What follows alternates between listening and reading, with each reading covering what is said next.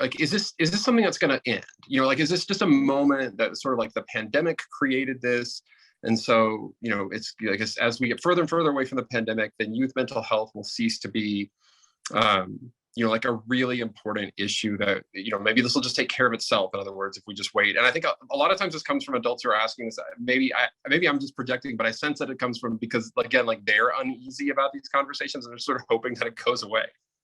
Absolutely. And I think that's such an important question to really underline. And the bottom line is that mental health challenges in young people are real, they are widespread, and they existed before the COVID-19 pandemic and will continue to do so after if we don't take systemic and structural action. So the way that we think about it in our office is that the pandemic has been a profound trauma to our young people, and it has simply added to these pre-existing challenges that America's youth have faced.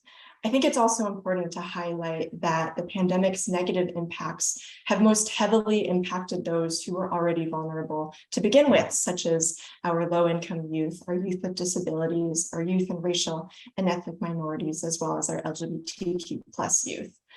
At the same time, though, Josh, the pandemic was a profound and traumatic experience for all of us, which also meant that it made people all across the board, such as parents to policymakers, recognize the importance of protecting our mental health and individuals and society. And so I'll just end this question with a case for optimism, which is that because of this newfound sense of importance and urgency and just mass awareness of this issue, I think we are at such a critical moment to really be continuing to deepen our commitment, particularly faith leaders themselves, to take action across our communities.